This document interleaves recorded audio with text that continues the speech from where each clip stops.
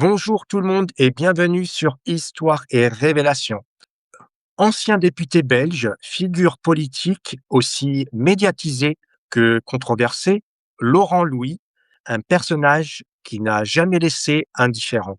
Élu en 2010 à la Chambre des représentants de Belgique, il se fait rapidement remarquer par ses prises de position explosives, ses dénonciations du système politique et ses accusations visant certaines élites. Passé par le Parti populaire avant d'être exclu, il poursuit ensuite son parcours en marge des formations politiques traditionnelles, multipliant les déclarations qui lui valent autant de soutien passionné que de critiques virulentes. Ses interventions autour de l'affaire Marc Dutroux, ses accusations contre les institutions ont fait de lui l'une des figures les plus emblématiques de la vie politique belge. Dans cet entretien, nous allons revenir avec lui sur son parcours, ses ruptures avec le système, les controverses qui ont jalonné sa carrière, les accusations dont il a fait l'objet, mais aussi sur sa vision du monde aujourd'hui et sur ce qu'il retient avec le recul de ces années de tumulte politique et médiatique. Bonjour et merci d'avoir accepté mon invitation. Merci, bonjour à vous et merci pour cette invitation. Avant votre entrée à la Chambre des représentants de Belgique, quel événement personnel ou intellectuel vous a convaincu que la politique était le moyen d'agir sur le réel plutôt qu'un simple théâtre de discours? Je suis un produit du système. À l'époque, avant d'arriver au parlement, je suis, un jeune gars qui, toute sa vie a cru qu'on lui disait la vérité dans les médias traditionnels, qui était extrêmement assidu des journaux télévisés. Je suivais tout en fait. Je suivais, non seulement les débats politiques, les émissions politiques qui me passionnaient, mais également aussi, toute l'actualité, de mon pays et de l'étranger. Donc voilà, moi j'ai fait de la politique parce que je pensais vraiment que c'était un moyen d'aider les gens et il m'a fallu très, très peu de temps pour me rendre compte que ce n'était pas le cas. Mais ce fut une grosse, gifle que j'ai pris en plein, visage, parce que je n'avais pas les a priori, que j'ai aujourd'hui. Et aujourd'hui j'ai vu la réalité de ce monde, j'ai compris. Mais c'est pour ça que je peux comprendre les gens qui sont encore aujourd'hui dans un état d'hypnose, médiatique, politique, parce que, ben, voilà, on grandit depuis tout petit dans cette fable comme quoi nous vivons en démocratie, que nos dirigeants travaillent dur pour, heu, trouver des solutions pour que la population vive bien. Et le jour où, vous devez remettre, cette fable en question, vous tombez de très, très, très haut et je comprends qu'il y ait beaucoup de personnes qui préfèrent jouer, la politique de l'autruche ou qui même de bonne foi ne s'en rendent pas compte parce que je pense que nous sommes tous plus ou moins, sensibles à cette hypnose. Des fois, elle est certainement beaucoup plus profonde et sans, une réelle prise de conscience, mais encore faut-il qu'elle puisse se faire. Je suis pas sûr que j'aurais pu prendre conscience, de la réalité du monde si je n'avais pas été député. Ouais, et puis surtout, est-ce que pour vous aussi c'est peut-être un plus qu'un avantage? Parce que l'étiquette que vous êtes imaginé, rentrer dans ce parlement, on va dire en quelque sorte, un petit peu comme le monde des bisounours. Puis en fin de compte, vous êtes rentré dans le vif du sujet, dans la réalité. Qu'est-ce qui vous a surpris et qu'est-ce qui vous a choqué quand vous êtes trouvé justement de ce côté-là? Or ce qui m'a surpris premièrement, c'est le manque de compétences, le manque d'intelligence, le manque d'humanité, le manque, de compassion et cette rupture totale avec, le monde réel, en fait. Les malheureusement, les députés vivent dans un autre monde. Ils ne connaissent pas le quotidien de la population. C'est assez affolant. C'est-à-dire que dès qu'on en a la possibilité, un député va prendre un chauffeur, puis, il organise sa vie ou, on s'occupe de lui, à longueur de temps. Le personnel du parlement est aux petits soins, bien évidemment, en permanence. Donc c'est surtout ça qui m'a choqué, en fait. Ce ce ce déséquilibre entre la réalité de ce que vit un citoyen, ce que j'étais avant d'arriver, au parlement. Moi, je n'ai jamais eu de famille, qui en politique, ou alors à un niveau, local totalement ridicule. Mais donc moi je viens là comme un simple citoyen à qui on a dit que ces gens, c'était l'élite de la nation. Et ben, l'élite de la nation, elle est loin d'être l'élite de la nation, hein. Je vois des dépravés, des drogués, des alcooliques, des détraqués sexuels, et il faut s'en sortir là-dedans. Et j'avoue que ce n'est pas évident, et qu'à un moment donné, ben, on se dit: «Beh, qu'est-ce que je fais? Est-ce que ce monde est vraiment pour moi?» J'essaie de trouver ma place, et ma place, je l'ai trouvée en dénonçant la réalité du monde politique. Ouais. Moi, je me rappelle des prises de parole où vous avez vraiment dénoncé, en l'occurrence ici sur l'affaire, Dutroux. Quelle a été la réaction des députés quand vous avez commencé à dénoncer? Et puis, qu'est-ce qu'on vous a dit? Premièrement, il y avait à chaque fois que je prenais la parole les insultes, mais qui venaient toujours du même camp, c'est du camp socialiste. Je n'ai jamais eu d'insultes des autres camps, heu, mais sinon c'était les regards désapprobateur en permanence, quand je traversais les couloirs pour aller à mon bureau, quand j'allais à la cantine, quand j'allais, à la buvette du parlement. Enfin, en permanence, en fait. Ce sont ces regards de travers où on vous prend pour un fou, où on vous prend pour, un pestiféré, tout simplement. Mais bon, par chance, je n'ai pas été au parlement pour me faire des amis. J'ai été au parlement, premièrement, c'était pour essayer, de d'œuvrer, pour mes concitoyens. Puis quand j'ai vu dans quoi j'étais tombé, bah, je me suis dit: «Mon objectif, c'est de faire comprendre à la population ce qu'est la réalité, du monde politique», et donc mon but n'était pas de faire des amis en politique. Je m'en suis fait aucun. Vous savez, mis à part, mes collaborateurs, parce que j'en ai eu beaucoup, hein. J'ai eu 11 collaborateurs parce que c'est tellement difficile de travailler avec moi et de vivre dans cette atmosphère délétère et détestable, qu'en 4 ans, j'ai eu, je pense, oui, une dizaine, d'attachés parlementaires. C'est totalement surréaliste, hein. Pas que je sois difficile à vivre, mais tout simplement, il faut avoir les nerfs suffisamment, solides, et le moral suffisamment, fort, que pour pouvoir arriver tous les jours dans une atmosphère hostile. C'est ce que j'ai vécu pendant 4 ans, c'est l'hostilité permanente. Heureusement, cette hostilité était compensée par la gentillesse du personnel qui était, content, pour une fois, d'avoir, un député qui osait dire, les 4 vérités et qui était plutôt de leur côté. Alors qu'eux, beh, connaissent en général le mépris, des ministres ou des députés qui, bah, si on leur apporte une tasse de café ou un verre d'eau, ne vont même pas dire merci, hein. C'est normal pour eux, ils sont là pour être Ouais. servis. Voilà, donc j'avais plutôt de bonnes relations avec eux, avec tout le personnel. Mais ouais, c'était très, très, très, très difficile. Je n'ai pas eu, beaucoup d'échanges, de communication avec, les autres députés.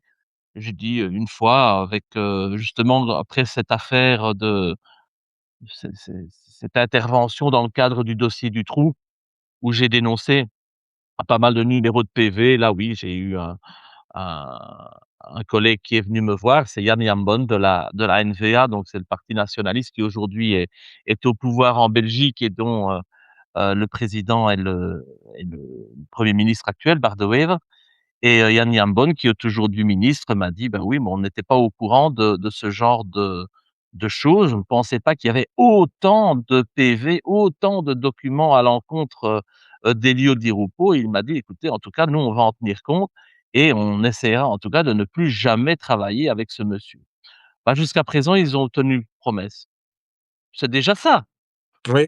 C'est déjà ça. Si mes interventions ont pu permettre à ce que Elio Di Rupo ne soit plus Premier ministre et que le parti socialiste soit, rejeté dans l'opposition, bah, je suis déjà content. Ouais, bah, oui, tout à fait et à quel moment, précis, vous avez compris que votre, trajectoire, politique ne serait plus, compatible avec les règles du système, politique? Mais à partir du moment où, j'ai, dénoncé, heu, toutes où j'ai fait plutôt à partir du moment où j'ai fait toutes mes révélations dans le dossier Dutroux, heu, parce que, moi je viens avec une volonté qui est noble, celle de vouloir réouvrir un dossier où dans lequel nous avons plus de 6 000 traces ADN qui n'ont pas été exploitées, qui ont été mises de côté, heu et moi je viens avec cette volonté de dire: «Voilà, il est temps qu'on ouvre ce dossier, qu'on enquête» et donc pour enquêter et pour réouvrir un dossier, il faut des faits nouveaux et les faits nouveaux, je voulais que ce soit les fameuses photos d'autopsie, des enfants, que évidemment la population n'a jamais vues. Mais sur ces photos, on voit clairement que les enfants ont subi des sévices sexuels avant de mourir. Et donc, c'est une opposition totale avec la thèse de la justice qui était de dire que ces fillettes étaient mortes de faim parce qu'on les avait abandonnées dans une cache. On ne peut pas se faire des sévices sexuels quand on est abandonné dans une cache et qu'on meurt de faim. Ça n'existe pas. Et donc, j'ai voulu mettre les journalistes que j'ai convoqués lors d'une conférence de presse face à cette réalité pour qu'à un moment donné, il y ait un sursaut de d'humanité, un sursaut de réalisme et qu'on se dise: «Oui, on peut pas laisser ça comme ça, c'est sûr que nous sommes complices d'une supercherie juridique et judiciaire Mmh. et peut-être qu'il serait temps qu'on se réveille et qu'on se batte pour la mémoire de ces enfants». Et qu'est-ce qu'on a fait?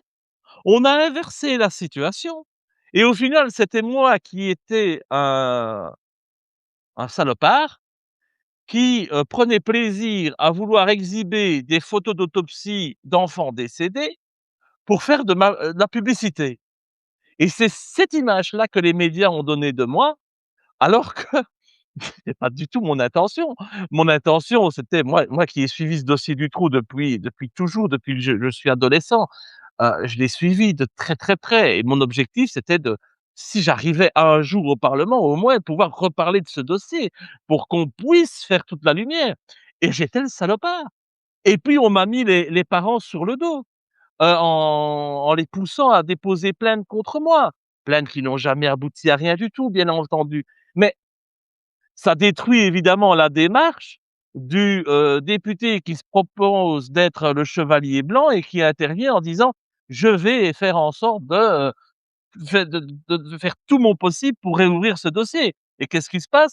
Les médias me traitent comme une crapule, les, politiciens, en font un scandale pour noyer le poisson, bien évidemment et les parents m'attaquent en justice. Bah, c'est foutu évidemment. Mais c'est grave, parce que nous avions là une chance extraordinaire. Si la population m'avait soutenu en 2012, nous aurions pu faire réouvrir ce dossier et on aurait pu forcer l'analyse des traces ADN. Ça n'a pas été fait, on a préféré cracher sur moi. Ah bah, aujourd'hui, ce dossier, il a été totalement enterré et il est clair aujourd'hui que ces traces ADN ont été, détruites. Donc voilà, je pense que dans la vie, on a parfois des opportunités et il faut pouvoir saisir la chance quand elle, se présente. Il y a eu la possibilité de faire toute la lumière sur ce dossier Dutroux parce que j'avais une position importante en tant que député et j'aurais pu, pendant encore 2 années qui me restaient en tant que député, pousser, intervenir, forcer les choses parce que j'avais une visibilité médiatique importante. On aurait pu y arriver finalement. Eh bien, tout ça, est tombé à l'eau. Mais vous savez quand, on veut, quand quelqu'un dérange, il faut le salir. Je constate aujourd'hui et on va faire un parallèle, si vous me laissez 2 minutes par rapport à ça. Je voudrais Allez-y. faire un parallèle par rapport à 2 humoristes parce qu'on nous parle beaucoup de Coluche et la dissidence aime beaucoup, parler de Coluche. On parle beaucoup de son décès, accident ou assassinat. Mais on a aujourd'hui quand même aussi 2 humoristes, en France qui, subissent, des choses particulièrement désagréables. Dieudonné, n'en parlons plus parce que Dieudonné, c'est connu depuis maintenant une vingtaine d'années. Tout le monde sait la situation de Dieudonné, incapable de, pouvoir, exercer sa profession, normalement. Mais on va encore dire, on peut le comprendre, il s'attaque au sionisme. Le sionisme, c'est très, très compliqué à combattre et les amalgames ont été faits volontairement depuis longtemps entre l'antisionisme et l'antisémitisme pour faire en sorte qu'on ne puisse plus parler de ce sujet, histoire de laisser Israël mener, ses génocides, sans aucune réprobation. Mais il y a aussi quelqu'un à qui on ne peut pas, opposer, de tels combats, c'est Patrick Sébastien. Quand on voit aujourd'hui ce qui arrive à Patrick Sébastien et cette campagne de désinformation et de ouais, cette campagne de destruction, publique, par rapport à cette histoire de cette femme qui est montée sur scène pour simuler une fellation et aujourd'hui on le traîne dans la boue par rapport à ça, je trouve ça scandaleux. Mais ce n'est pas anodin. Patrick Sébastien a décidé de s'intéresser à la politique. Patrick Sébastien a décidé de mettre les pieds dans le plat et ce que je constate, c'est qu'à partir du moment où que l'on soit citoyen, que l'on soit chanteur, que l'on soit humoriste, à partir du moment où on ose entrer dans la scène médiatique et politique, eh bien, il faut à chaque fois vous salir ces personnes, les détruire pour qu'on ne les écoute pas. Parce que le monde politique aime rester entre eux et tous ceux qui peuvent le déranger, empêcher, les petites magouilles entre amis, eh bien, il faut, les détruire, médiatiquement parlant et c'est affolant, surtout quand nous vivons dans des pays qui se prétendent être des démocraties. Je suis entièrement d'accord. En plus, quand vous avez abordé aussi l'affaire du trou, moi j'avais reçu, le gendarme, qui a fait partie de cette affaire et on l'a accusé à tort lui aussi. Aujourd'hui, où en est cette situation justement sur cette affaire du trou? Parce qu'il y en a beaucoup qui veulent que cette affaire, soit réouverte. On en est où actuellement? Bon, bah, ça vous pouvez rêver, hein, c'est terminé l'affaire du trou, hein. Elle ne sera jamais réouverte, hein. Nous sommes aujourd'hui en 2026, l'affaire du trou, c'est 96-96, c'est terminé, hein. C'est bien beau on peut toujours en parler, mais on peut en parler aujourd'hui comme un fiasco, judiciaire, mais un fiasco populaire également. Parce que, tout l'engouement, toute la révolte populaire qui a eu lieu, en Belgique lors de la marche blanche, bah, tout ça n'a finalement servi à rien et la révolte du peuple a été, totalement, mise sous couvercle par la famille royale belge. Tout Ouais, simplement, qui a tout fait pour calmer la population, pour éviter que la cocotte n'explose et on a endormi le peuple, justement en disant: «On va juger Marc Dutroux, puis après on va juger le dossier bis, ne vous inquiétez pas», sauf qu'on n'a jamais jugé le dossier bis et que c'était le dossier bis qui pouvait faire exploser la Belgique avec les protections, et la mise en lumière des réseaux, pédocriminels. ouais, c'est clair. Beaucoup d'hommes politiques affirment vouloir changer, le système, mais très peu rompre réellement avec lui. Qu'est-ce qui, selon vous, fait qu'un élu franchit cette ligne? Bah, moi je veux pas faire changer le système, je veux exploser le système. C'est Donc beaucoup mieux. c'est beaucoup mieux, moi je veux tout faire péter. Donc changer le système, on ne change pas le système. Je pense que c'est illusoire de croire qu'on puisse changer le système. Le système, il existe, il est là. S'il n'y a pas à un moment donné une révolution, que ce soit une révolution des consciences ou une révolution, populaire, le système va rester tel qu'il est. C'est la même chose de ceux qui disent qu'ils veulent changer l'Europe. On ne change pas l'Europe.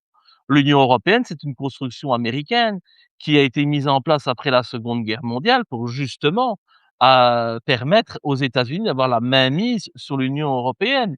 Il suffit de voir, vous aimez l'histoire, regardons les premiers drapeaux des États-Unis d'Amérique et regardons le drapeau, européen.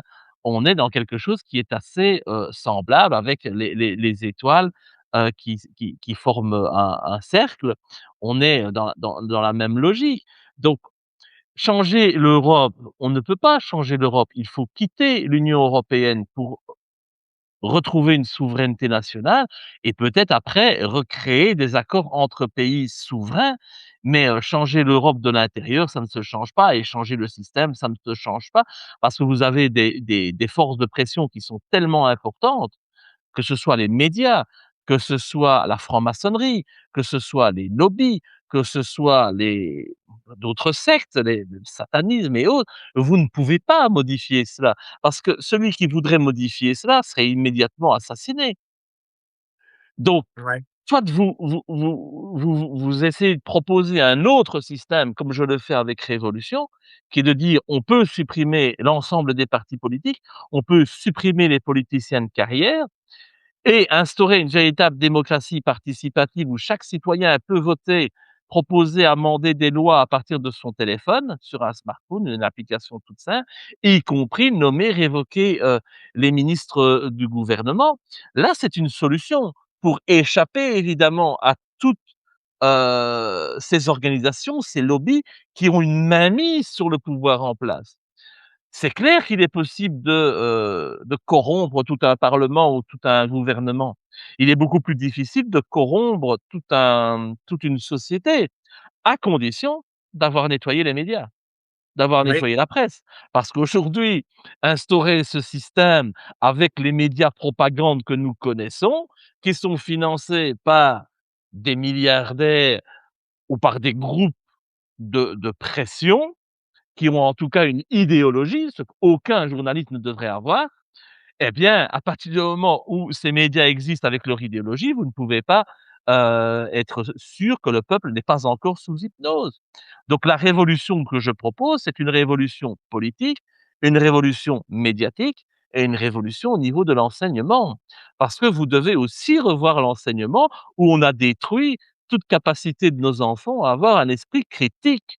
Aujourd'hui, si vous posez des questions, si vous remettez en question ce que le professeur dit, vous êtes puni.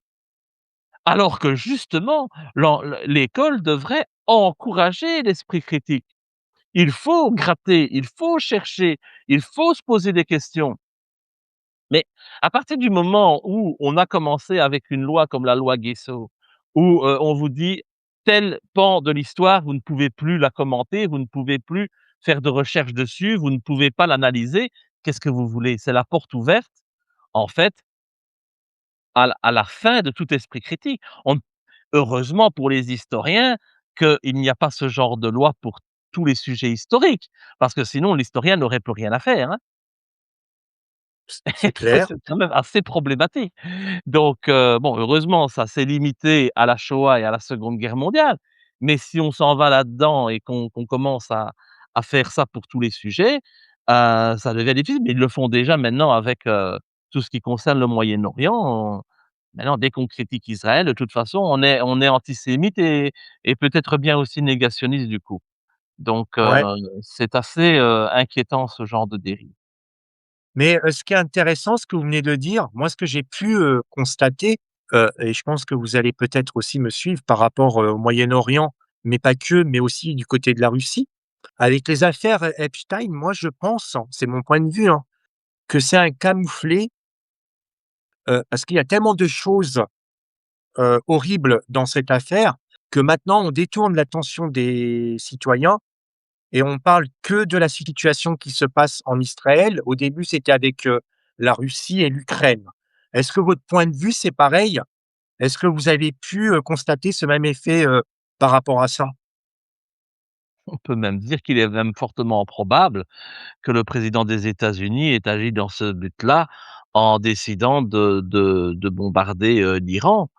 Il y a beaucoup de bon, évidemment, ça reste que des théories aujourd'hui, mais il faut essayer de comprendre, Qu'est-ce qui pousse quelqu'un, à agir, comme il agit? J'ai beaucoup apprécié, Donald Trump lors de son premier mandat.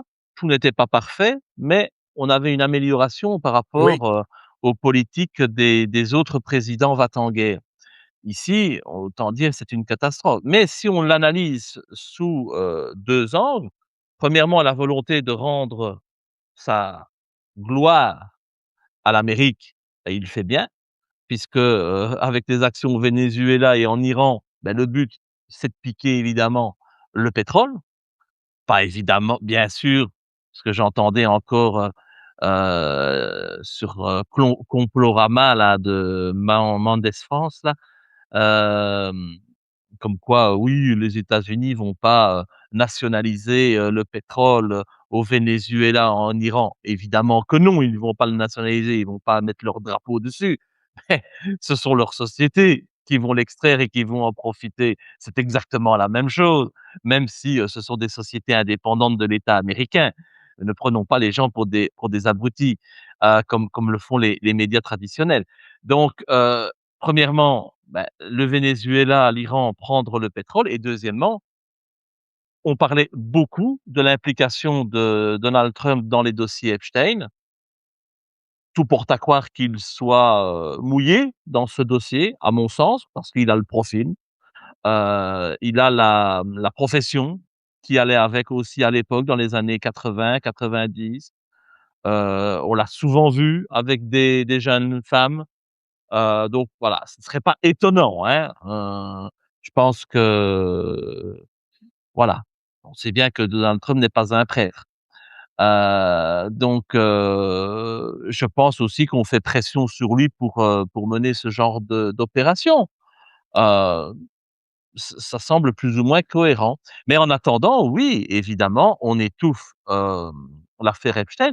Mais je vais vous dire, hein, en Belgique, on ne peut même pas parler d'étouffement de l'affaire Epstein, c'est qu'on n'en parle pas. On n'en parle pas ouais, du tout, en fait. En fait, c'est une omerta, totale sur, le dossier Epstein.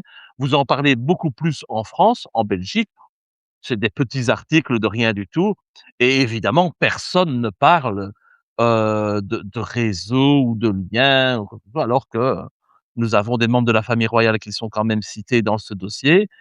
Mais que voulez-vous? La famille royale est très puissante en Belgique, hein. S'attaquer à la famille royale, c'est grave. ouais, Le dernier député qui a osé lors d'une prestation de serment du roi, crier, «Vive la République», on l'a assassiné. On n'attaque pas la personne du roi, on n'humilie pas le roi. Donc forcément, il y a de grandes chances qu'on ne parle jamais de cette affaire Epstein, alors qu'il y a des liens. Il y a certainement énormément de liens parce que Bruxelles est cité énormément de fois, oui, mais il y a aussi quand même la personne dont j'ai parlé, tout à l'heure, Elio Di Rupo, l'ancien premier ministre, qui a enfin voilà, qui a été cité dans de nombreux, dossiers, de pédopornographie, qui quand même avait des liens très importants avec quelqu'un comme Jack Lang.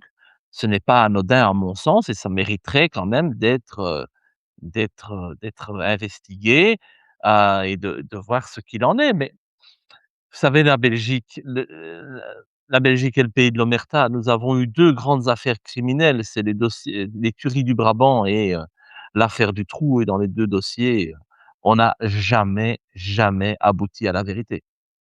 Ils n'ont c'est jamais triste. abouti ces dossiers. C'est triste, hein, pour les victimes surtout. C'est triste pour les victimes, oui, c'est vrai, c'est exact. C'est triste pour mais c'est aussi triste pour l'honneur du pays Ouais, pour les parce familles que, aussi, on se dit qu'on vit dans un pays où malheureusement c'est le mal qui qui prédomine. dominent. Et c'est très, très grave, mais comment voudriez-vous que ça puisse bien se passer quand vous voyez la réalité? Dire la famille royale en Belgique, le roi actuel, c'est celui qui a été le plus souvent présent à Davos, par exemple. Chaque année, il y est. C'est pas anodin. Donc c'est des liens avec les Bilderberg, c'est des liens avec, tous ces gens de l'ombre qui, forment le véritable gouvernement mondial, mais qui n'est pas, présentées au monde entier, ce qui fonctionnent derrière un rideau et qui, forcément prennent des décisions qui vont toujours dans le sens négatif pour la population. Ouais, Et c'est ce qui fait que nous vivons dans des pays où plus rien ne va. Parce qu'il y a une volonté, de nos dirigeants de conduire nos pays vers la pauvreté et vers le chaos. Parce que le chaos permet toujours à certaines catégories de s'en sortir mieux que d'autres et de faire des affaires. ouais. Dans ce sens que la guerre, c'est fabuleux. C'est bingo pour de nombreuses sociétés, pour de nombreuses institutions. Et surtout, c'est aussi, toutes les casseroles, toutes les affaires, de pouvoir balayer, de le mettre sous le tapis, comme ça on passe à autre chose. C'est le comportement, habituel aujourd'hui, hein, qui ne me choque plus, hein. C'est comme ça que ça se passe, hein. Mais Tout pour à tout fait. dossier, nous avons eu pas mal de personnalités politiques qui ont pu être poursuivies pour, différents faits en Belgique. Et chaque fois, ils s'en sortent avec une transaction pénale. Donc en fait, on paye, pour être tranquille et comme ça, on va pas au moi, on m'en a jamais proposé de transaction pénale. Mmh, C'est étrange, oui. mais quand on atteint un certain niveau de pouvoir, ben, on selon que vous soyez puissant ou misérable. On en est là malheureusement aujourd'hui et c'est pour ça qu'avec Révolution, je veux aussi lutter contre le sionisme, mais je veux aussi lutter contre la franc-maçonnerie en l'interdisant purement et simplement. Yes. Vous avez parlé, au début, parlé de l'Union européenne. Pour vous, dans un avenir proche, comment vous voyez la situation de l'Europe? Est-ce que pour vous, elle va exploser ou au contraire, comment vous voyez les choses? Elle n'explosera pas d'elle-même, hein. Nous ne sommes pas, avec l'inspecteur Gadget, hein. Elle ne va pas s'autodétruire l'Europe. L'Europe telle qu'elle est aujourd'hui, elle va continuer à fonctionner avec des hyènes, comme nous connaissons, actuellement qui, sont là, pour, toujours réduire nos avantages, mettre nos travailleurs en concurrence directe avec des travailleurs d'autres pays, porter atteinte à nos agriculteurs. Heu Il y a pas de miracle. Ces gens se sont battus pour mettre en place une institution technocrate qui, va à l'encontre de nos droits. Tout dépend maintenant des citoyens.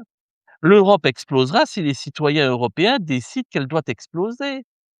Mais à un moment donné, il faut se mobiliser pour ça. Oui, C'est très bien de vouloir le faire par la voie politique, hein. J'ai aucun problème avec ça. Je fais de la politique, mais Révolution va bien au-delà de l'aspect politique. Moi, mon objectif avec Révolution, c'est pas de faire des voix. Mon objectif, c'est d'éveiller la population, d'éveiller les consciences et de faire comprendre à la population qu'un autre avenir meilleur est possible. Et donc il faut faire reprendre confiance aux gens.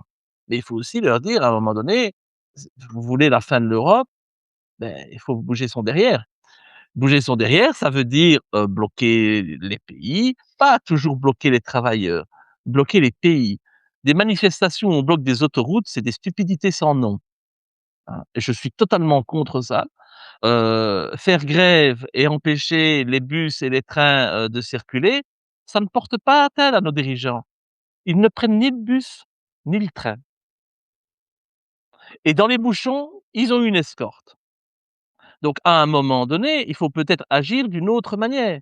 L'autre manière, c'est bloquer le pays, avoir un peu de courage, ne plus payer ses impôts, ne plus, payer ses amendes, ne plus, vouloir contribuer au fonctionnement de l'État et peut-être ensuite bloquer les parlements, bloquer les résidences des ministres, heu, rendre la vie de nos politiciens insupportable et impossible.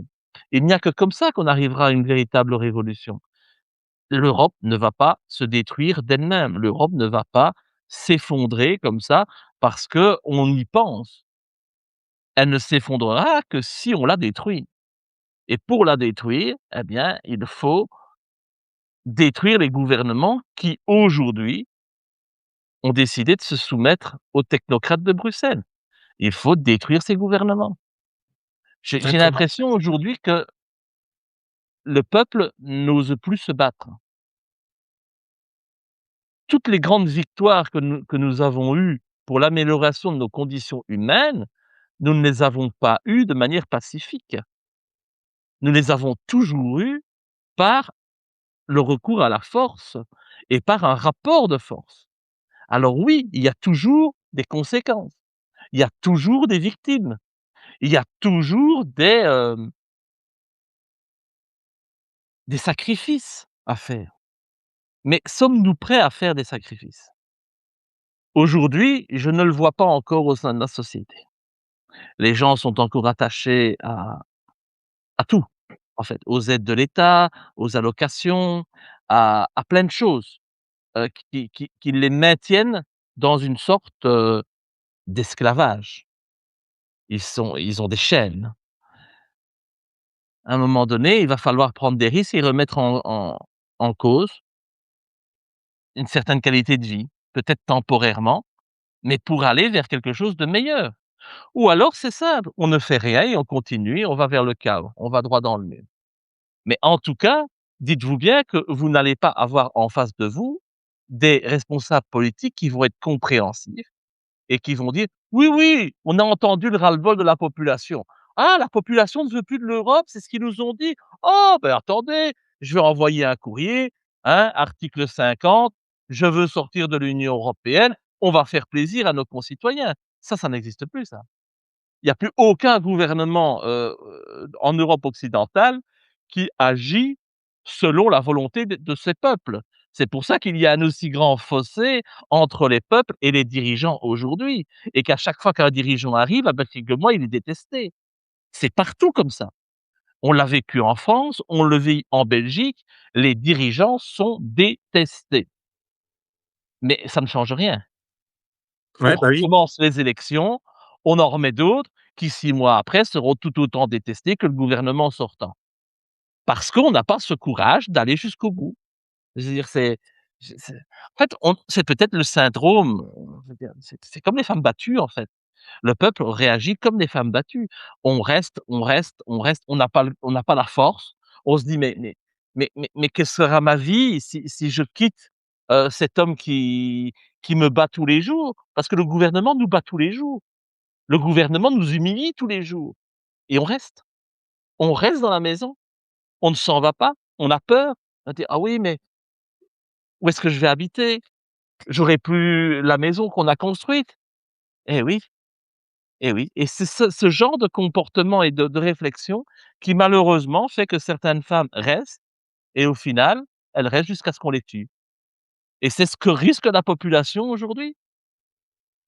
Qu'on lui vole son pognon parce qu'on devra rembourser une dette qu'on n'a jamais demandé de créer et pour laquelle on estime que nous sommes responsables.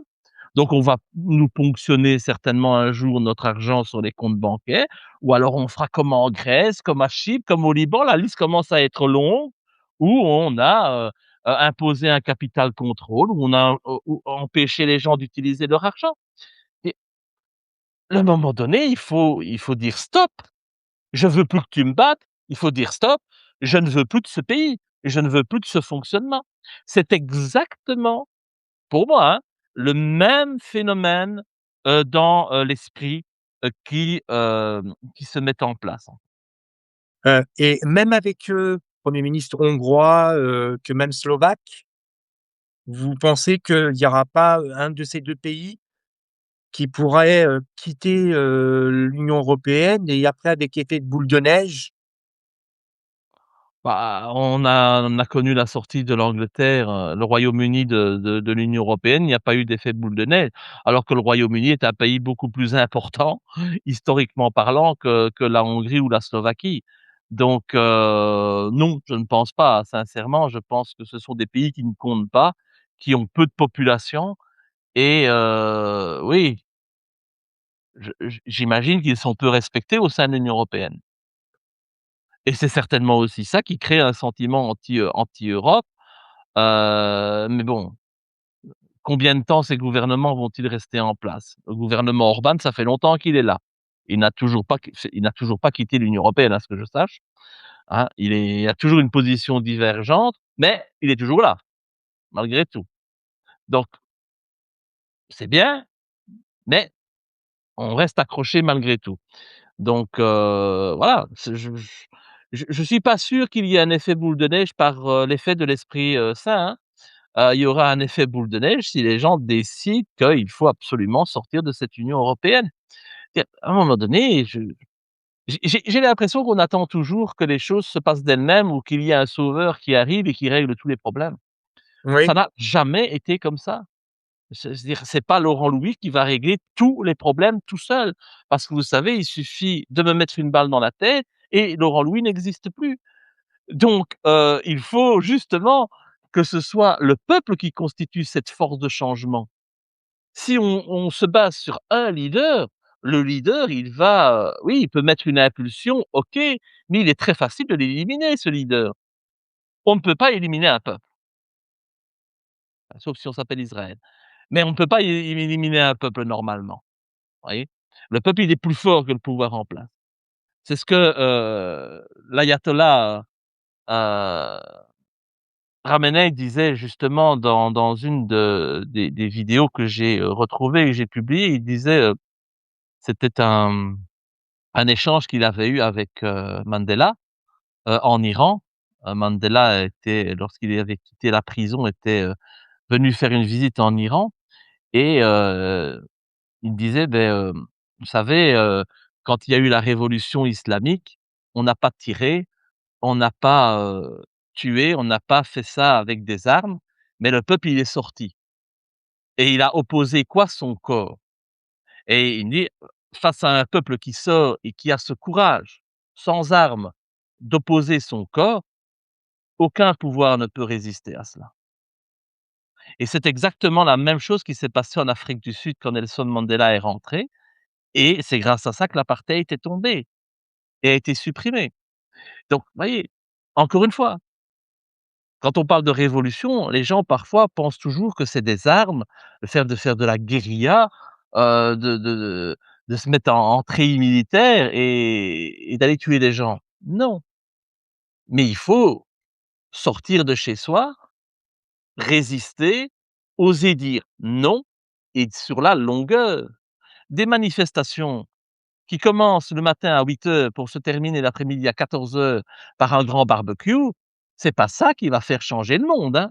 Il faut arrêter avec ça et malheureusement, toutes les organisations syndicales font exactement la même chose et c'est la foire au boudin, quoi.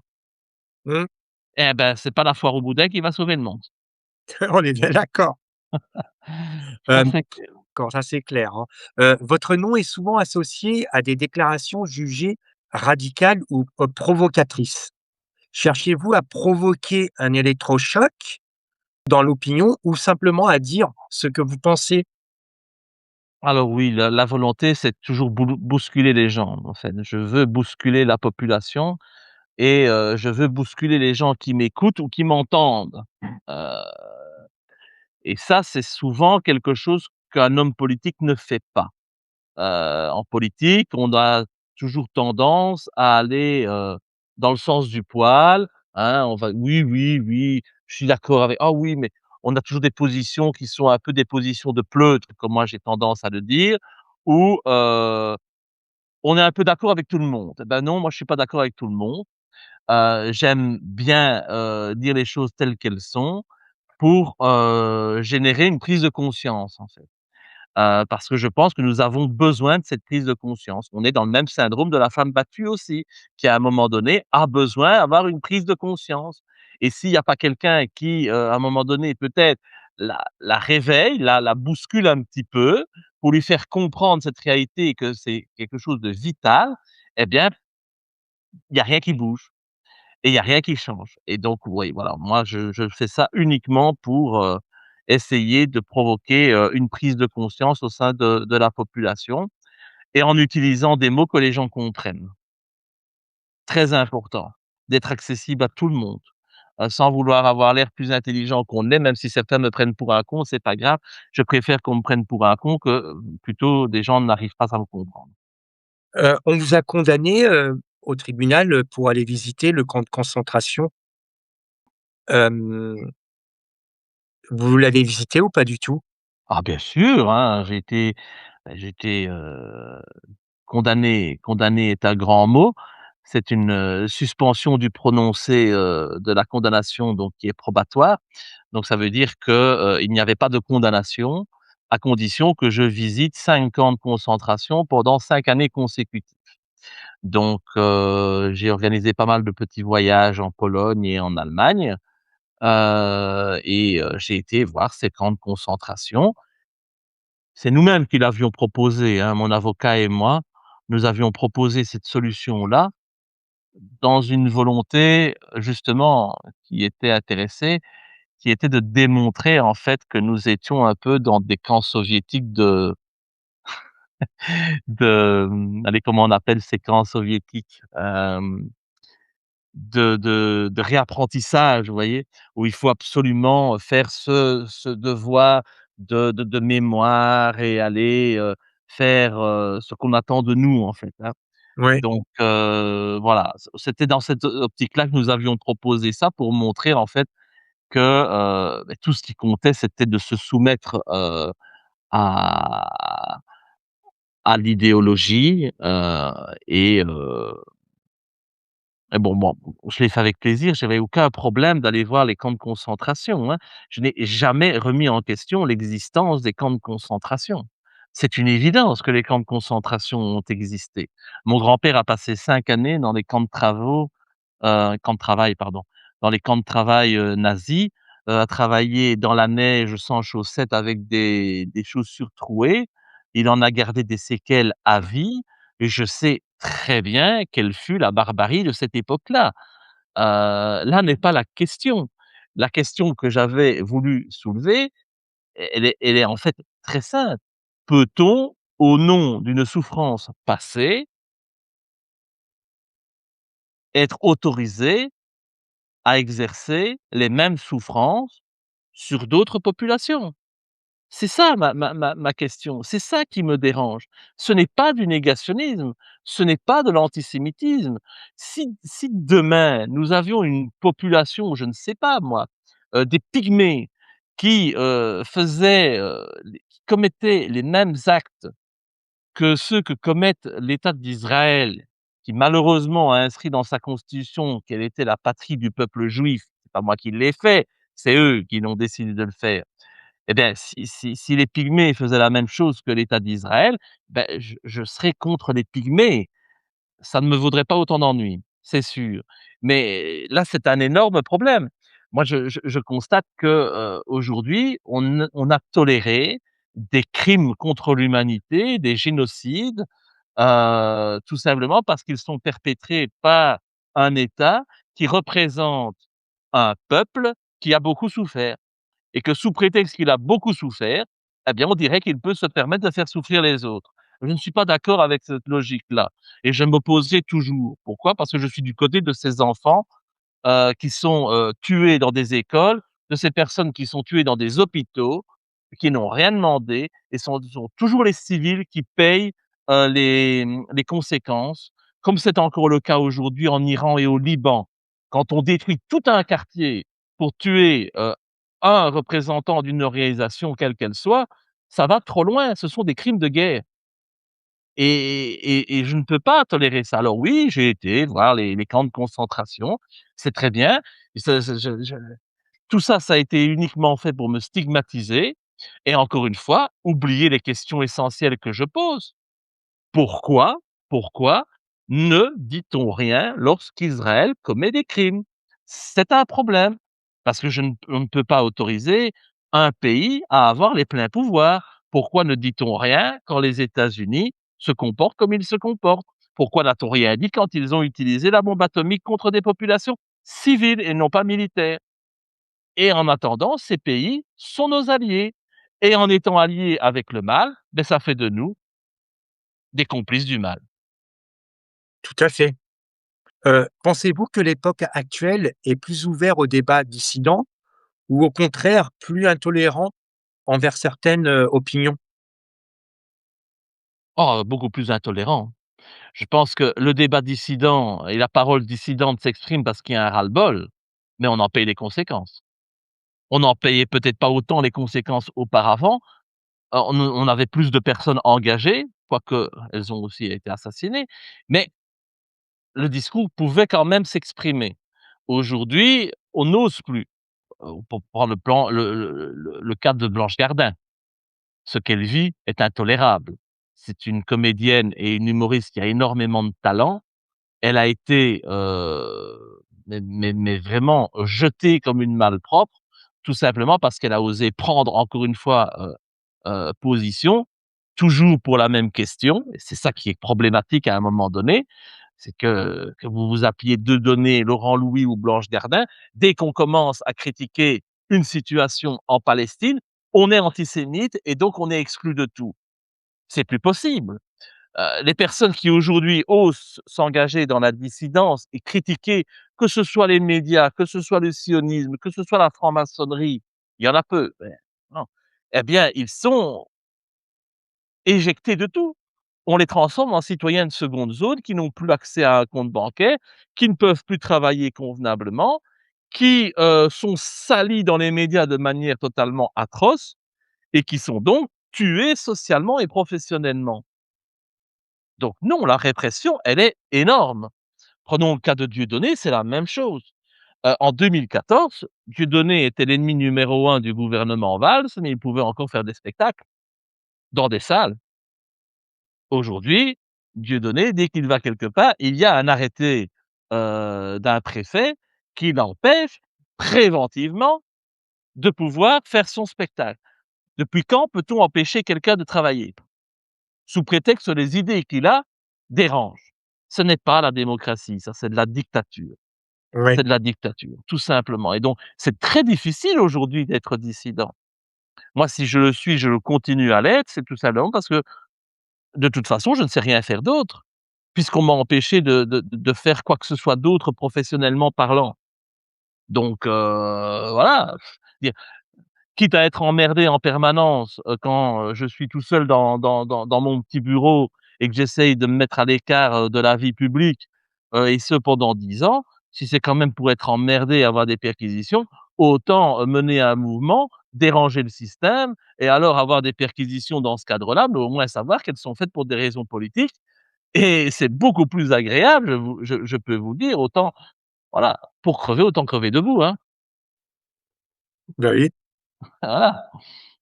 Les réseaux sociaux, ont-ils permis une plus grande liberté d'expression ou, ont-ils simplement déplacé, les formes de censure?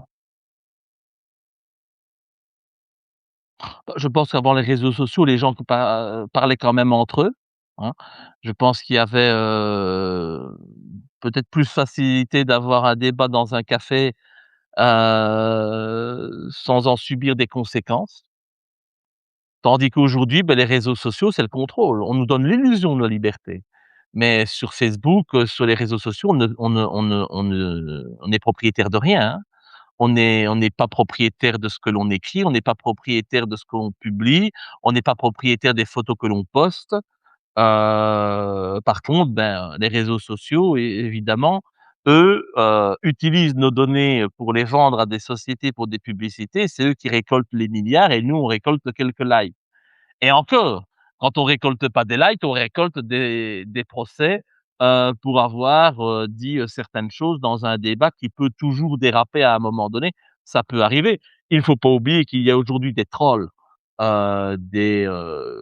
du gouvernement, d'institutions ou de partis politiques qui sont là aussi pour vous rendre la vie impossible sur les réseaux sociaux et vous pousser à l'erreur, hein. Ça, c'est un grand classique, hein. Hein, vous allez parler, de ce qui se passe en Iran, vous allez toujours avoir un troll qui va arriver et qui va essayer, de défendre Israël et de vous pousser à bout pour que vous puissiez à un moment donné publier une chose qui est déplacée, mais qui peut se comprendre dans le cadre d'un débat un peu houleux où, tout le monde ne gère pas ses nerfs, vous allez dire une saloperie et on va évidemment utiliser cette saloperie contre vous par la suite. C'est un magnifique système de contrôle de la population. Alors on s'en sert parce qu'on n'a pas d'autre choix aujourd'hui pour toucher les gens, hein. J'ai beau aller, il y a plus de quartier, il y a plus de café dans les quartiers. Il y en a Oui, plus. Donc sur la place du village, il y a plus de café. Donc comment on fait pour toucher les gens? Ben, on est bien obligé d'aller par les réseaux sociaux, donc on le Bah fait. oui, Mais on sait très bien que tout ça n'est pas anodin et que, c'est fait uniquement pour nous contrôler. Dans c'est plus difficile d'écouter toutes les discussions qui ont lieu dans les cafés que d'écouter, tout ce que ou de lire, d'analyser tout ce qu'on écrit sur les réseaux sociaux. Donc c'est un magnifique outil de contrôle des peuples. ouais, c'est tout à fait. Qu'avez-vous appris sur la nature humaine en observant de près les mécanismes du pouvoir? Ah, sur la nature humaine par rapport aux dirigeants alors? Oui, Bah, c'est surtout cette capacité de faire le mal et d'inverser les valeurs. Faire le mal et pouvoir se présenter comme étant quelqu'un de bien. Ça, c'est l'hypocrisie, qui est, quand même assez, phénoménale au sein des dirigeants. Aussi cette capacité à croire leurs propres mensonges au final, et de de prendre pour eux cette grande fable, qui a été, écrite et qui est, transmise dès l'enfance, comme quoi nous vivons dans une fabuleuse démocratie. Donc c'est vraiment ça, cette hypocrisie, cette fourberie, cet égocentrisme, heu, où ils doivent tout le temps être présents dans les médias tous les jours en permanence. Et par rapport à la population, ça m'a aussi appris que malheureusement les gens ont plus facile de détourner l'attention que de voir la réalité en face. ouais, c'est ça.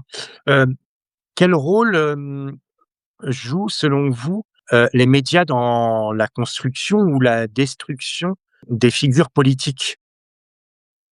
Ah bah, ce sont des organes de propagande de toute façon, donc ce sont les petites mains du pouvoir. Ils vont porter au nu, ceux qui, sont dans les petits papiers, de ceux qui dirigent en secret et ils vont détruire ceux qui dérangent, comme j'ai été détruit. Nous avons d'autres personnes qui sont des produits médiatiques.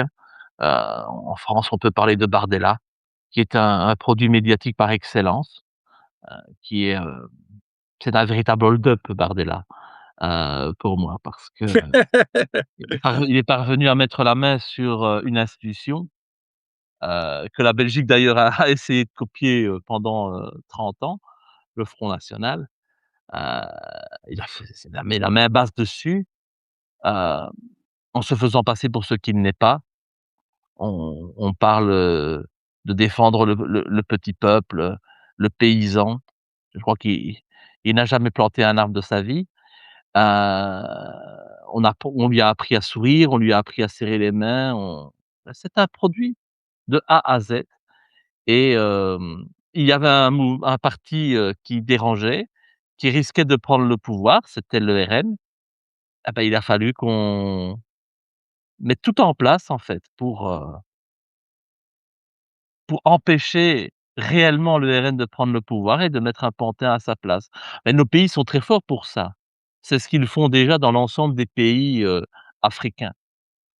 Pour ne pas perdre les ressources naturelles de nos anciennes colonies, qu'est-ce que nous faisons? Nous mettons à la tête de ces pays des pantins qui, sont d'abord aux ordres de l'Occident avant de défendre leur propre population. Ah bah, avec le RN, ils ont fait exactement la même chose, exactement et d'autres produits, ben, Saracnafo, hein. Ça, c'est l'autre produit, made in Italy, qui est, aussi, hyper présente sur les réseaux sociaux, hyper présente dans les médias, qui n'a pas un énorme poids, électoral, mais qui est pourtant hyper présent. L'argent, la force de l'argent et vous avez aujourd'hui et surtout en France, un peu moins ça en Belgique quand même, mais en France, vous avez des médias qui sont clairement, partisans, d'une certaine ligne politique. On sait bien que si on va sur CNews, on aura un discours de droite et que si on va sur BFM, on aura un discours plus du centre et de gauche. Bon, c'est un peu comme ça malheureusement, mais donc les médias sont là pour orienter totalement l'opinion publique, heu et détruire les personnalités qui dérangent de manière très aisée, bah, comme ils le font, actuellement avec Patrick Sébastien dont j'ai parlé tout à l'heure, Mmh, qui, était, une des personnalités préférées des Français.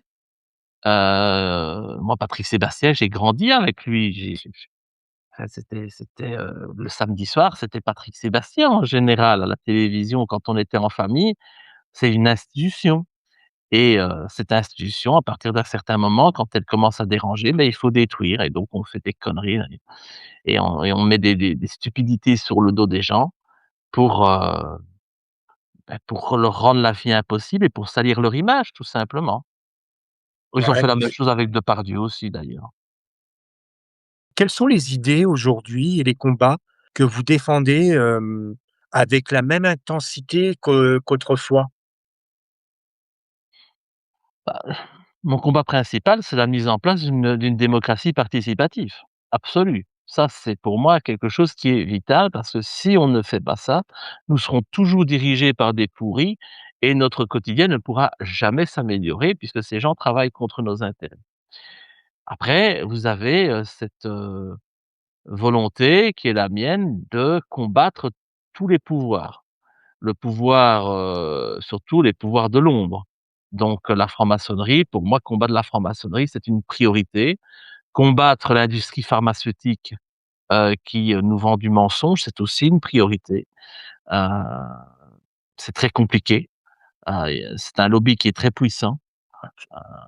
Vous avez quand vous commencez à critiquer le lobby, les vaccins sur les réseaux sociaux, vous avez énormément de trolls qui apparaissent, c'est pas pour rien. Donc mais c'est terrible. Moi, je je connais très bien, quelqu'un qui s'appelle Marc Gérondeau qui a développé une association en Belgique qui s'appelle Collectif 500, et qui, suit, heu, toutes les personnes qui ont, des effets secondaires suite au à l'injection Covid Oui, et les personnes qui décèdent suite à ces injections et mais il faudrait faire comme si de rien n'était, comme si ça n'existait pas. Tout comme ces enfants qui meurent, après avoir, reçu leur vaccin, quelques jours après la naissance.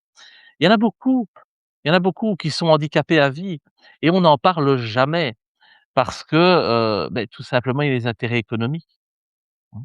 Imaginez, vous trou il faut quand même se rendre compte, qui ne voudrait pas dans les affaires produire une substance que l'on impose à tout le monde? C'est quand même bingo, quoi. ouais, Donc forcément que nous avons là une puissance en face de nous qui ne veut absolument pas remettre ça en question. Parce que les intérêts économiques sont tellement énormes qu'il faut pas qu'il y ait un petit grain de sable qui vienne, plaider comme nous le faisons au sein de Révolution pour, la liberté, vaccinale, c'est-à-dire le droit de choisir de se faire vacciner ou pas. C'est quand même un droit élémentaire et alors on va vous dire: «Oh mais c'est pas bien, c'est pas bon, hein, parce qu'on va rendre les autres malades». Stupide. Mais la question elle est stu mais la réaction elle est stupide, hein, parce que si la personne B décide de se faire vacciner, elle est vaccinée, donc on est d'accord qu'on ne peut pas la rendre malade. oui, Donc ça veut dire que le seul qui prend un risque en ne se vaccinant pas, c'est soi-même. tout à Eh fait. bien, il est quand même intolérable de ne pas reconnaître ce droit élémentaire à chaque individu, de dire: «J'ai envie de me vacciner, j'en assume les risques» ou «Je ne veux pas me vacciner, j'en assume les risques, de toute façon, je ne fais de mal à personne». C'est encore enfin, c'est quand même évident et ça, on veut le nier et alors on culpabilise les gens comme on l'a fait avec le covid en disant: «Si tu ne te vaccines pas, tu vas rendre les autres malades». Réfléchissons un peu s'il vous plaît. Je demande un peu que les gens se posent 2 secondes et réfléchissent. Celui qui dit ça, il nous prend vraiment pour des cons. Quelle est selon vous la plus grande illusion de la politique contemporaine? Ah la démocratie. la démocratie la cette fable selon laquelle notre système politique serait, le plus respectueux des droits et libertés de chacun. C'est Ouais, une grande supercherie, nous ne vivons pas en démocratie et le citoyen n'est absolument pas écouté. Les députés ne nous représentent pas, ils ne représentent qu'eux-mêmes et les lobbies qui, eux, représentent. Heu, voilà, je préfère une dictature qui, s'affiche clairement qu'une dictature qui ne dit pas son nom, comme l'est notre démocratie. Au moins, dans la dictature, on sait qu'on doit fermer sa gueule et c'est pas plus mal, parce qu'en démocratie, on nous fait croire qu'on peut parler. Sauf que quand on parle, on en subit les conséquences pendant des années après et on devient des citoyens de seconde zone. Donc c'est pas très correct, en fait, cette ouais. réalité-là. Alors, avant de terminer, j'ai encore 2 dernières questions. Qu'est-ce qui vous inquiète le plus pour l'avenir, de nos sociétés européennes? La haine envers les musulmans, c'est quelque chose qui m'inquiète énormément. C'est-à-dire que j'ai l'impression que les musulmans en 2026 sont devenus les juifs, des années 30. C'est-à-dire qu'aujourd'hui, au nom de la laïcisation de la société qui a été imposée par la franc-maçonnerie, on a, voulu effacer, toute, notre histoire, toute notre culture chrétienne. On veut remplacer, nos sapins de Noël, on veut les supprimer, on veut supprimer les croix. On a fait la chasse aux croix dans toutes les administrations. On a, voulu, lisser tout le monde en disant: «Non, non, hein, quand on travaille dans la fonction publique, il faut être neutre. Cachez-moi cette croix, cachez-moi votre foi». La foi, c'est une maladie honteuse, hein, aujourd'hui. On veut comme en Belgique, on a changé tout le nom les noms de nos vacances. On ne dit plus les vacances de Noël, on ne dit plus les vacances de Pâques. Tout ça n'existe plus. C'est l'hiver, c'est le printemps. Enfin bon, c'est des conneries, mais on met tout ça sur le dos des musulmans, alors que les musulmans ne sont demandeurs de rien. En plus, heu, nous vivons aussi dans des pays où nous avons ouvert les vannes de l'immigration, à tort ou à raison, peu importe, mais nous n'avons jamais intégré personne. Et à force de ne jamais intégrer personne, nous avons créé des ghettos et des communautés qui vivent en vase clos et ça aussi, ça crée la peur. Il y a beaucoup aujourd'hui de Belges qui ne savent pas ce qu'est un musulman et quand on ne sait pas ce qu'est un musulman, on en a peur parce que l'ignorance, elle crée la peur et je vois aujourd'hui parce qu'au sein de Révolution, nous avons, notre secrétaire général qui porte le voile. Et je la défends à 300 parce que c'est une femme, très intelligente qui est née ici de parents européens et qui s'est convertie à l'islam. Ce qui est son droit le plus élémentaire puisque dans notre constitution, la liberté de culte est consacrée. Donc à partir du moment où la liberté de culte est consacrée, n'importe qui peut décider d'opter pour telle ou telle religion. Et on ne doit pas, sous prétexte de ce choix, dire: «Retourne dans ton pays», ce qui, dans le cas de notre secrétaire général, est totalement stupide, puisque son pays, c'est ici. Mais à chaque fois qu'on publie une photo sur laquelle elle apparaît, j'ai un flot de messages haineux sur les réseaux sociaux et qui sont extrêmement vindicatifs par rapport à l'islam. Il faut chasser les musulmans, il faut leur interdire de pratiquer leur culte.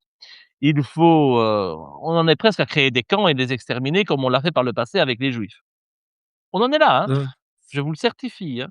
On en est là. Il y a une telle haine pourquoi? Parce qu'on voit qu'il y a des injustices. Il y a certaines catégories de la population, il y a des immigrés qui ont plus de droits que les Belges de souche. C'est vrai, c'est vrai, c'est vrai. On arrive, on donne un logement social, on octroie auprès des allocations familiales, ils ont plus d'enfants, bref, ça crée un sentiment d'injustice et en plus, de l'autre côté, on leur dit: «Ah oui, mais on ne peut plus dire les congés de Noël parce que ça va pas plaire aux musulmans». Comme on l'a fait cette année-ci sur la grande place de Bruxelles, on ne met plus de visage aux personnages de la crèche parce que ça ne va pas. Ça gêne les une certaine catégorie, ça gêne les musulmans, en fait, hein, parce qu'on ne veut pas avoir de représentation de ci, de là, et tout ça est faux. Les musulmans ne sont pas demandeurs de ça. Mais c'est une manipulation de la franc-maçonnerie qui a imposé cette laïcisation de la société, qui implique une perte de nos valeurs morales et qui a pour but de diviser la population. Parce que plus une population est divisée, moins elle peut s'unir contre le pouvoir en place. Et donc en faisant venir des gens de l'extérieur, en ne les intégrant pas et en faisant croire que ces gens imposent un changement qui va à l'encontre de nos cultures, vous créez la haine de l'autre. Et cette haine de l'autre, un jour, peux vous certifier que je la vois augmenter de manière effrayante sur les réseaux sociaux et que nous ne sommes pas loin un jour d'avoir un crime raciste de ce genre dans nos pays. Des musulmans vont être pris pour cible et vont payer les conséquences de cette manipulation franc-maçonne pour diviser la population. On en est là malheureusement, aujourd'hui. C'est moi, ça m'inquiète beaucoup, hein, de voir cette réalité, et c'est pour ça que moi je veux œuvrer à faire des personnes issues de l'immigration ou des personnes qui ont la foi, et qui sont musulmanes, des patriotes. Parce que c'est la seule manière de résoudre ce problème. Ce n'est pas en les laissant dans des ghettos que ça va arranger les choses. Ce n'est pas en créant des petits Maghreb au sein de nos capitales que ça va créer, là, une solution. Il faut absolument unir les personnes qui aiment notre pays, qui aussi unir les personnes qui ont la foi pour lutter contre cette laïcisation et cette perte de valeurs morales. Parce que si nos pays étaient dirigés avec les valeurs morales, nos pays se porteraient beaucoup mieux, la population serait bien plus heureuse, et donc il faut que ces personnes se ressentent patriotes. C'est mon objectif, et c'est pour ça qu'on dit de moi que je suis souvent pro-islam, ce qui est totalement faux. Mais quand je pose la question, «Qu'est-ce qu'on fait des musulmans qui sont là?» et là, il y a personne qui ose me répondre. Je sais ce qu'ils pensent, mais ils ne l'écrivent pas. Mais peut-être qu'un jour ils l'écriront et peut-être qu'ils le mettront en œuvre. Eh bien moi, je suis quelqu'un de pragmatique, hein. Je pense que, la situation elle est ce qu'elle est. Nous vivons dans des pays, que ce soit la France ou la Belgique, où il y a un fort pourcentage de la population qui est de confession musulmane. C'est une réalité. Ouais, Il faut travailler avec. Il faut que ces gens deviennent des patriotes. Il faut travailler main dans la main, il faut s'unir pour justement causer des problèmes au pouvoir en place et prendre le pouvoir. Il n'en reste pas moins que nos pays doivent rester des pays de valeurs et de culture chrétienne. Et personne, je peux vous dire personne au sein des musulmans que je côtoie ne veut instaurer la charia ici, ou ne veut faire de la Belgique ou de la France un pays islamique. C'est c'est un faux, mensonge. c'est un mensonge, c'est ridicule d'ailleurs, et même dans leurs livres, ça n'existe pas, hein. Heu, non, c'est pas comme ça que ça se passe. Il y a une terre, il y a, une terre d'islam. L'Europe n'est pas une terre d'islam, mais ce n'est pas pour autant qu'on doit leur interdire de pratiquer cette religion, qui peut être pratiquée par n'importe qui, heu et hem et voilà. Donc moi, je veux vraiment œuvrer à cela, et c'est souvent, difficile. Hem, Parce qu'il y a aussi une chose, c'est que je vois beaucoup de Belges ou de Français qui se révoltent par rapport aux musulmans en disant: «Il faut protéger notre culture». Sauf qu'ils ne la ils ne la vivent même pas. Qui vit encore la culture chrétienne aujourd'hui? Qui ose encore la vivre? Qui va dans nos églises? Qui fête vraiment Pâques? Qui va à la messe de minuit? Qui? De moins en moins de personnes. Alors c'est Bah bien oui, beau de dire: «Je veux défendre ma culture», mais pour défendre une culture, il faut la vivre et il faut la pratiquer. Et ça aussi, c'est quelque chose que je veux remettre, sur le devant de la table en Belgique avec Révolution. On ne doit pas avoir peur d'être croyant. On ne doit pas se cacher d'être croyant. On a une culture. Auparavant, nos arrière-grands-parents allaient à la messe, ils allaient à l'église, ils pratiquaient leur culture chrétienne. Aujourd'hui, nos églises se transforment en bibliothèque ou en restaurant ou en hôtel de luxe, quand on ne les rase pas, parce qu'elles sont délabrées et qu'on ne veut plus les entretenir. Il faut assumer ça aussi. Donc à un moment donné, moi j'ai encore une fois, ça c'est un discours qui doit bousculer les gens. Leur faire prendre conscience de cette réalité et de la stupidité de ceux qui osent dire: «Il faut défendre ma culture», mais qui ne la pratiquent pas. Si cette interview devait laisser une seule question, dans l'esprit du public, quelle serait celle que vous aimeriez que chacun se pose sur notre société? Êtes-vous heureux? Je pense que c'est important. Il y a personne qui parle de bonheur. Nos politiques aujourd'hui, nous parlent de chiffres, nous parlent de mesures, nous parlent, de réglementation, d'interdits, de législation, de directives. Personne ne parle de bonheur.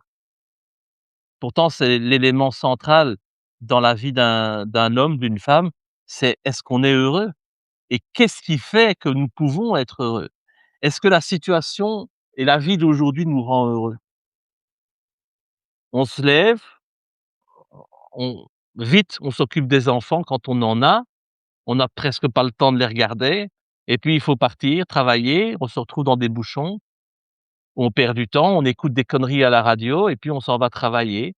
Tous les jours la même chose pour, un salaire qui n'est certainement pas à la hauteur de tout le temps que cela nous prend et ce salaire, on le consacre à quoi?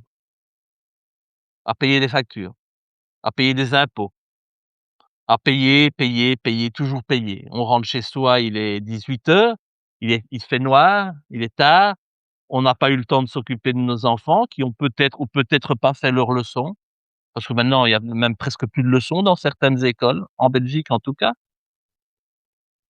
et on fait vite à manger, mais comme on n'a pas le temps, on prend un plat préparé qui est rempli de saloperies, fait par l'industrie agroalimentaire, qui vont à la suite nous créer un cancer ou des maladies pour toute notre vie et puis on va dormir et puis on continue et puis peut-être qu'il faut prendre un somnifère pour dormir, pour oublier ses problèmes et puis le lendemain on se réveille, on recommence la même chose. Est-ce que c'est ça le bonheur? Chacun doit se poser cette question-là. On nous parle de liberté de la femme. Est-ce vraiment la liberté de la femme que nous connaissons aujourd'hui? Quand on nous dit, «Oui, il faut libérer les femmes iraniennes». Les libérer de quoi? Les libérer de quoi? Elles travaillent, le voile. Ah, le voile. Encore une fois, encore des débilités sans importance. Heu, En fait, on veut toujours imposer notre mode de fonctionnement partout. On veut l'imposer, déjà, on le vit chez nous, mais on veut l'imposer en Afrique, on veut l'imposer au Moyen-Orient, on veut l'imposer partout, en fait. Est-ce que c'est ça le bonheur? Non. Est-ce qu'on est plus content aujourd'hui? On nous a en fait, à chaque fois qu'on restreint nos libertés, j'ai l'impression que nos dirigeants nous disent: «C'est la liberté». Plus on restreint notre liberté, plus c'est de la liberté. La liberté des femmes, c'est d'aller travailler. OK, très bien. Si celles qui sont contentes avec ça, c'est très, très bien. Mais qu'est-ce que ça a créé comme problème? Au niveau de l'éducation des enfants, au niveau de la qualité de vie des femmes. Est-ce ça la liberté? De devoir aller travailler et d'être un esclave finalement? Moi, c'est toujours des questions que je laisse ouvertes. Chacun y répond à sa manière. Moi, j'ai ma réponse, c'est clairement non et donc évidemment, quand on me dit qu'on veut libérer les femmes dans d'autres pays, ça me fait bien rire. Parce que je connais bien, par exemple, la culture musulmane. Dans l'islam, beaucoup de femmes sont très heureuses de rester à la maison. C'est ça leur objectif dans la vie, c'est de trouver, un mari pour fonder une famille et s'occuper de sa famille, avec le mari étant seul responsable de gagner l'argent pour le ménage et nous, on va aller leur dire: «Ah mais non, non, non, non, non, tu n'as rien compris, c'est pas ça, tu n'es pas libre. Pour que tu sois libre, tu dois aller travailler de 8 heures du matin à 5 heures du soir et passer 2 heures dans les bouchons. Là, tu seras libre. Quelle arrogance, quel mépris, quel manque de respect pour les autres cultures. Ce n'est Donc voilà, moi c'est surtout ça. Êtes-vous heureux? La société dans laquelle nous vivons fait-elle votre bonheur? Et je serais surpris des réponses. Ouais, on verra la réponse, dans les commentaires quand la vidéo sera publiée. En tout cas, Laurent Louis, je voulais vous remercier, d'avoir accepté mon invitation. Donc n'oubliez pas de partager et de liker la vidéo. Je vous dis à très bientôt. Merci beaucoup. Vous restez quelques secondes avec moi?